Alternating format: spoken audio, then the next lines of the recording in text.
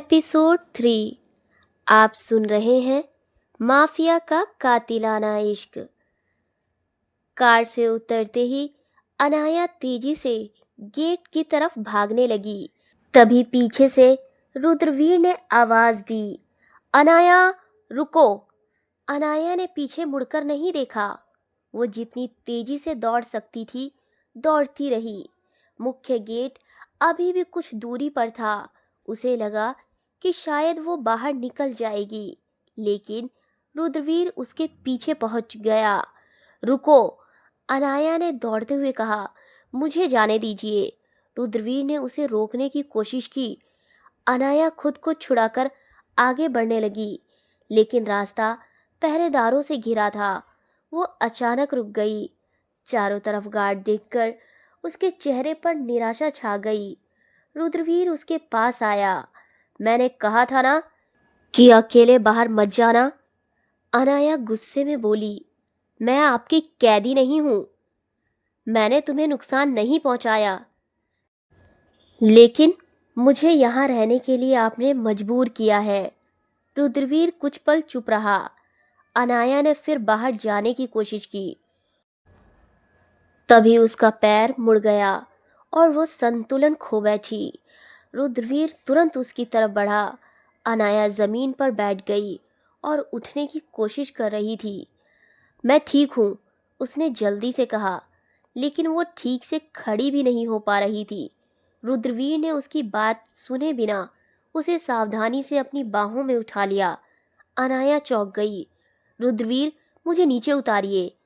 रुद्रवीर ने शांत लेकिन सख्त आवाज में कहा, पहले अंदर चलो, मैं खुद चल सकती हूँ। अभी नहीं। अनाया नाराज थी, लेकिन पैर में दर्द के कारण वो ठीक से चल नहीं पा रही थी। रुद्रवीर उसे लेकर हवेली के अंदर आ गया। हॉल में मौजूद सभी लोग उन्हें देखकर एक तरफ हट गए। अनाया ने शर्मिंदगी और गुस्से में कहा, सब लोग देख रहे हैं, प्लीज मुझे नीचे उतारो। रुद्रवीर ने किसी की तरफ ध्यान नहीं दिया। वो सीधे उसे कमरे तक लेकर गया और सावधानी से सोफे पर बिठा दिया। फिर उसने डॉक्टर को बुलाने का आदेश दिया। अनाया ने तुरंत कहा, डॉक्टर की ज़रूरत नहीं है। रुद्रवीर ने उसकी तरफ देखा और बोला, तुम्हें चोट लगी है, छोटी सी है, फिर भी जांच होगी। अनाया चुप हो गई। कुछ देर बाद डॉक्टर आए और उसके पैर की जांच की। जांच करने के बाद डॉक्टर ने कहा, चिंता की कोई बात नहीं है, बस हल्की सी मोच है, ज़्यादा चलने से दर्द बढ़ सकता है। रुद्रवीर ने पूछा, कितने दिन आराम करना होगा? 1-2 दिन, ज़्यादा चलना ठीक नहीं रहेगा। डॉक्टर चले गए। अनाया ने रुद्रवीर की तरफ देखा और बोली, आप खुश हैं ना? मैं कहीं भाग नहीं सकती। रुद्रवीर ने गंभीरता से कहा, मैं खुश नहीं हूँ, तो मैं सिर्फ ये चाहता हूँ कि तुम सुरक्षित रहो। अनाया कुछ पल चुप रही। अगर आपको मेरी सुरक्षा की इतनी चिंता है तो मुझे घर क्यों नहीं जाने देते? रुद्रवीर ने कुछ नहीं कहा और वो कमरे से बाहर चला गया। हवेली में रात गहरी हो चुकी थी। अनाया अपने कमरे में खिड़की के पास बैठी थी। उसके पैर में हल्की चोट थी, लेकिन उसके मन का दर्द उससे कहीं ज़्यादा था। वो बार बार सोच रही थी, मैं यहाँ कब तक रहूँगी। उसे अपने घर की याद आ रही थी। तभी दरवाजे पर दोबारा दस्तक हुई। अनाया ने पलटकर देखा। दरवाज़ा खुला और रुद्रवीर अंदर आया। उसका चेहरा पहले से ज़्यादा गंभीर था। अनाया ने तुरंत पूछा, अब क्या हुआ? रुद्रवीर कुछ पल चुप रहा। फिर उसने कहा, मुझे तुमसे एक ज़रूरी बात करनी है। क्या? रुद्रवीर उसके सामने आकर रुक गया। मैंने फैसला किया है कि अब तुम्हें इस हवेली में अकेले नहीं रखा जाएगा। अनाया घबरा गई। तो मुझे घर भेज रहे हैं? रुद्रवीर ने सिर हिलाया। नहीं। अनाया के चेहरे पर निराशा छा गई। फिर रुद्रवीर ने गंभीर आवाज में कहा, अब मैं तुमसे शादी करूंगा। अनाया कुछ पल तक उसे देखती रह गई। उसे जैसे यकीन ही नहीं हुआ कि उसने क्या सुना। शादी? हाँ, रुद्रवीर ने कहा। ये तुम्हारे भागने की सजा है। हवेली में शादी की तैयारियां शुरू हो गई। रुद्रवीर ने उसी दिन शादी की तैयारी शुरू करवा दी।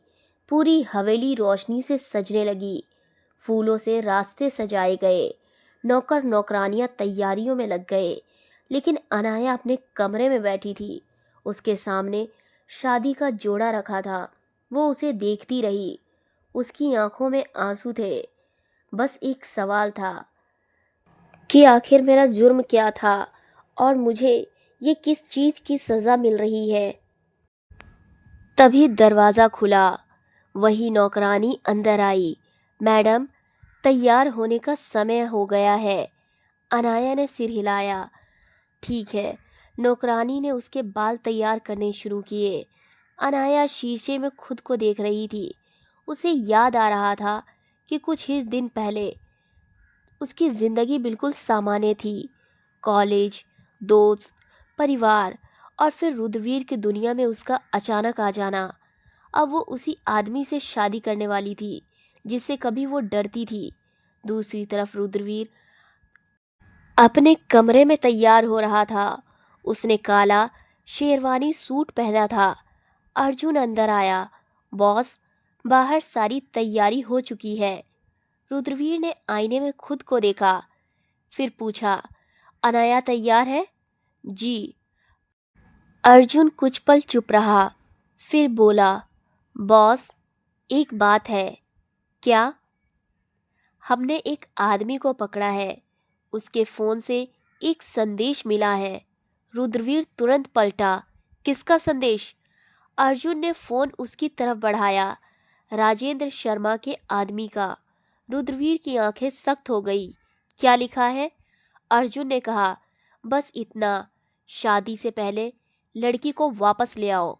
रुद्रवीर कुछ पल शांत रहा। फिर उसकी आवाज़ बेहद गंभीर हो गई।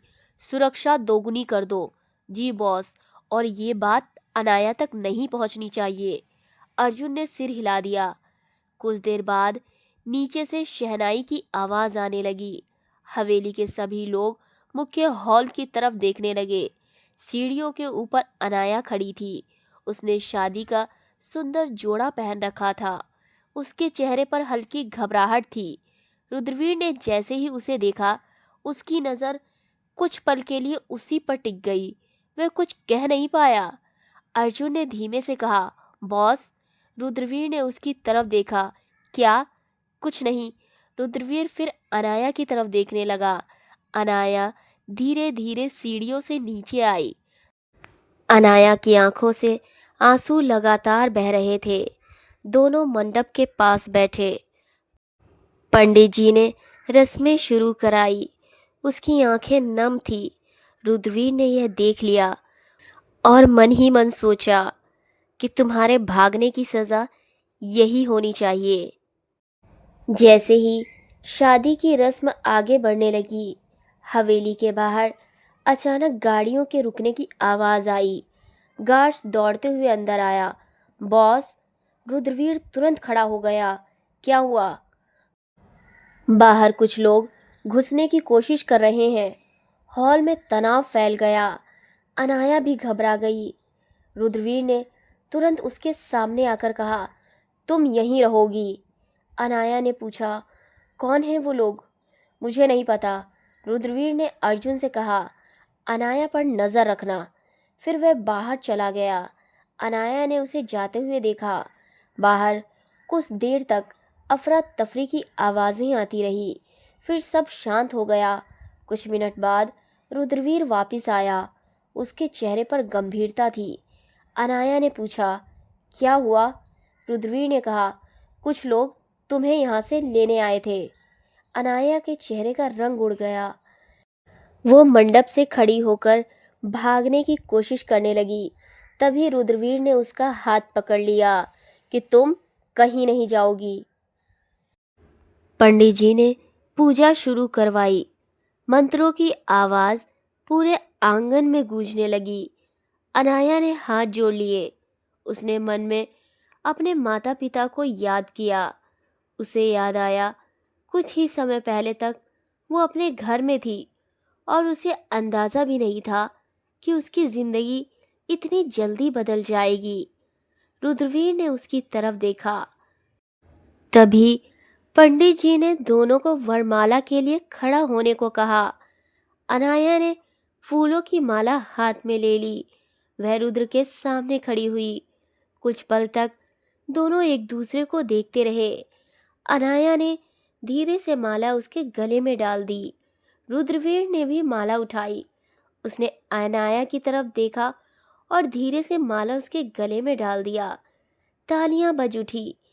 दोनों फिर मंडप में बैठ गए। पंडित जी ने कहा, अब विवाह की मुख्य रस्में शुरू होंगी। अनाया ने अग्नि की तरफ देखा। उसकी आंखों में कई सवाल थे। फेरे खत्म होने के बाद सिंदूर की रस्म हुई। अब मंडप में सन्नाटा था। पंडित जी ने अगली रस्म के लिए कहा। रुद्रवीर ने सिंदूर उठाया। उसने अनाया की तरफ देखा। अनाया ने अपनी आंखें बंद कर ली। रस्म पूरी हुई। हवेली में मौजूद लोगों ने शुभकामनाएं दी। अनाया ने धीरे से आंखें खोली। उसकी आंखों में उदासी थी।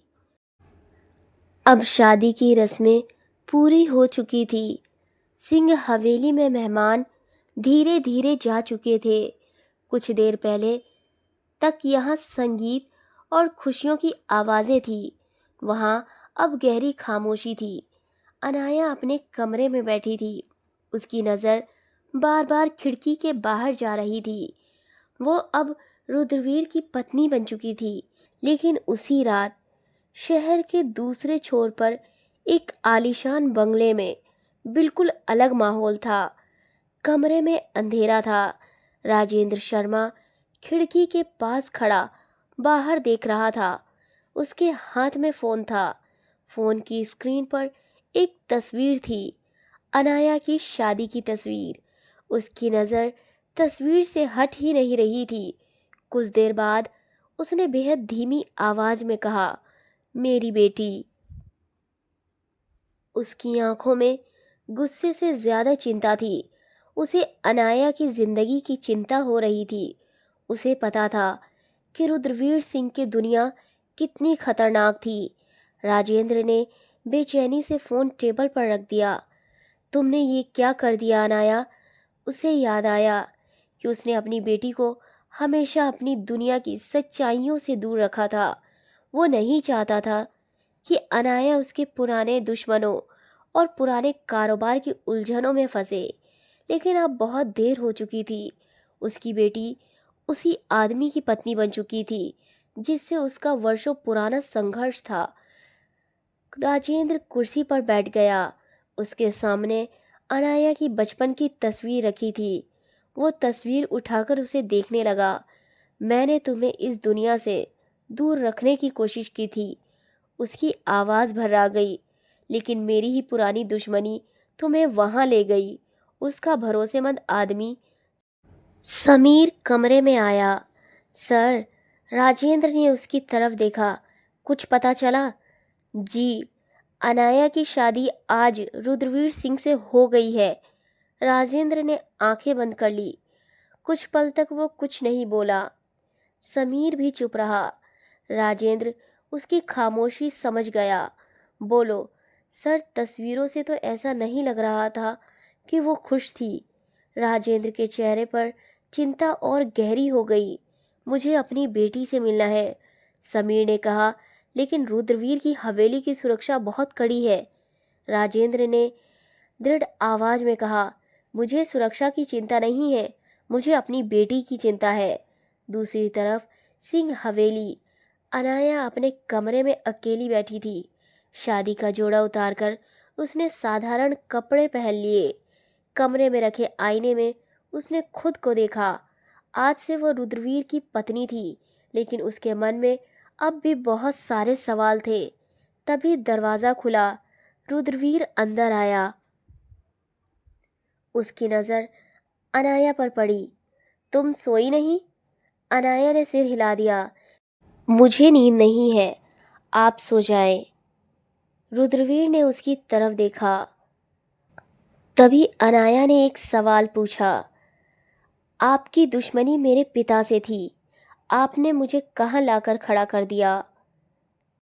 आप मेरे पिता से इतनी नफरत क्यों करते हैं? रुद्रवीर ने उसकी तरफ देखा और बोला, अब तुम्हें उनके बारे में चिंता करने की ज़रूरत नहीं। अनाया ने तुरंत कहा, मैं बेटी हूँ उनकी, चिंता कैसे न करूँ? दूसरी तरफ रात के करीब 2 बजे राजेंद्र अभी भी जाग रहा था। उसके सामने कई पुरानी फाइलें खुली थी। समीर ने पूछा, सर, क्या आप रुद्रवीर से बदला लेने की सोच रहे हैं? राजेंद्र ने कुछ पल चुप रहकर अनाया की तस्वीर देखी। बोला, नहीं। समीर चौंक गया। सर, राजेंद्र ने कहा, रुद्रवीर से मेरा हिसाब पुराना है, लेकिन अभी मेरा मकसद अनाया है। वो खड़ा हुआ। मैं अपनी बेटी को इस दुनिया में नहीं छोड़ सकता। समीर ने पूछा, तो क्या करेंगे? राजेंद्र की आंखों में दृढ़ता आ गई। पहले उसे सुरक्षित वापस लाऊंगा। फिर वो कुछ पल रुका और उसके बाद उसकी आवाज़ में कठोरता आ गई। रुद्रवीर से पुराना हिसाब भी पूरा होगा। समीर ने सिर झुका दिया। समझ गया सर। राजेंद्र ने अनाया की तस्वीर को देखा। उसकी आंखों में चिंता साफ थी, लेकिन इस बार मैं कोई जल्दबाजी नहीं करूंगा। सुबह होने से पहले सिंह हवेली के बाहर एक काली गाड़ी आकर रुकी। गार्ड ने तुरंत उसे रोक दिया। ड्राइवर ने एक लिफाफा बाहर निकाला। ये रुद्रवीर सिंह के लिए है। गार्ड ने लिफाफा लिया और अंदर पहुंचा दिया। कुछ देर बाद वो लिफाफा रुद्रवीर के हाथ में था। उसने उसे खोला। अंदर सिर्फ एक तस्वीर थी, अनाया की बचपन की तस्वीर, और पीछे एक लाइन सी लिखी थी, वो मेरी बेटी है, उसे सुरक्षित रखना, क्योंकि उसे वापस लेने के लिए मैं जल्द आ रहा हूँ। रुद्रवीर की नज़र तस्वीर पर टिक गई। उसी समय अनाया कमरे में आई। उसने पूछा, क्या हुआ? रुद्रवीर ने तुरंत तस्वीर पलट दी, लेकिन अनाया ने उसकी आंखों में बदलाव देख लिया और पूछा, किसका संदेश है? रुद्रवीर कुछ पल उसे देखता रहा, फिर बोला, तुम्हारे पिता का। अनाया का चेहरा बदल गया। पापा? उसकी आंखों में चिंता आ गई। रुद्रवीर ने तस्वीर उसकी तरफ बढ़ा दी। अनाया ने तस्वीर देखते ही अपने हाथों में ले लिया। कुछ पल तक वो बस उसे देखती रही। उसकी आंखों में आंसू आ गए। पापा मुझे लेने आएंगे, रुद्रवीर ने गंभीर आवाज़ में कहा, लेकिन मैं तुम्हें जाने नहीं दूंगा। रुद्रवीर की आंखों में पुरानी दुश्मनी की चमक लौट आई। मैं तुम्हें किसी भी कीमत पर वापस जाने नहीं दूंगा। रुद्रवीर जानता था, राजेंद्र शर्मा अब सिर्फ एक चिंतित पिता नहीं था। वो अपनी बेटी को वापस पाने के लिए अपने पुराने दुश्मन के सामने खड़ा होने वाला था। और आने वाले दिनों में एक तरफ होगा पिता का प्यार और बदला, दूसरी तरफ होगा रुद्रवीर का पुराना हिसाब, और इनके बीच फंसी होगी अनाया। किसे चुनेगी अनाया, पिता या पति? जानने के लिए जुड़े रहे हमारे चैनल से। कहानी अच्छी लगी हो तो लाइक, शेयर और सब्सक्राइब करना ना भूलें।